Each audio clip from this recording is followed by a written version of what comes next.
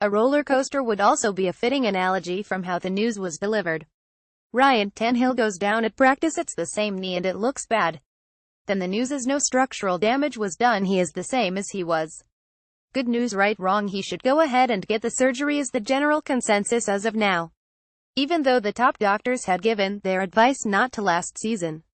And the same thing had happened to Ravens QB Joe Flacco. He was able to play all of last season. He recently suffered a setback but is on the road to starting week 1. That roller coaster analogy also held true to some extent with the pursuit of signing former Bears QB Jay Cutler. The news was the Miami Dolphins contacted him, which turned out to be he reached out first. An early report had stated it was a done deal at $13 million. Then the two were in negotiations, followed by Cutler wanting to stay retired. The next report was the deal is close and now he is signed at $10 million with $3 million more in incentives. Cutler had leverage with a gig at Fox Sports calling games to fall back on. And the Miami Dolphins had to pony up to get him also with the stipulation that he will be the starter as is now being reported. Enough with the breaking news, back to the detrimental week that was. It started off with RBJ Ajayi getting a concussion. Many have pinned it to the hit from SSTJ McDonald during a 2-minute drill in practice. But Jay had shown some nice power running, bullied others over that is needed for repeated success this season.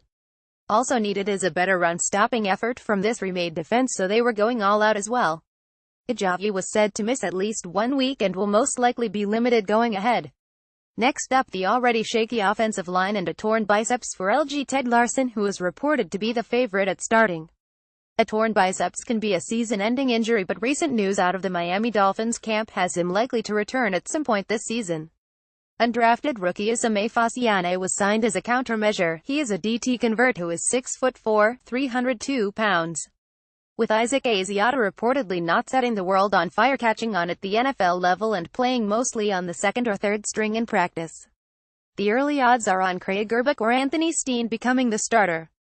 To cap the week off, we have Ryan Tannehill rolling to the right, then falling out of bounds and having an injury to the same knee that most are now saying should have been operated on. Whole lot of second guessing going on this week as well. Up to that point everything looked fine and most would say Ryan looked great and ready to advance into a second-year offense with many of the same pieces in place with a top-notch coach. Most of these things he had never had the luxury of working with. There is some breaking news on Ryan Tannehill as well, according to the Miami Herald's Armando Salguero. He reports that his left ACL is partially torn again. There is no determination yet what will happen, but all signs are now pointing to Ryan getting the surgery and with that being out 8 to 12 months. So is there a silver lining up to now? This piece is very Debbie Downer. I guess the answer hinges on how much of a Jay Cutler fan you are, but let's not forget that Coach Gase has shown to be as advertised with getting the most from QBs. Some more roller coaster riding is in store to finish the training camp and into the preseason where Isaac Asiata might catch on fire. But to me that is holding out hope as I am in the dips of this roller coaster overall. One area where I do think should shine is the defense to flip things around. It is always easy to forget there is a good head coach in Adam Gase and that can make a huge difference.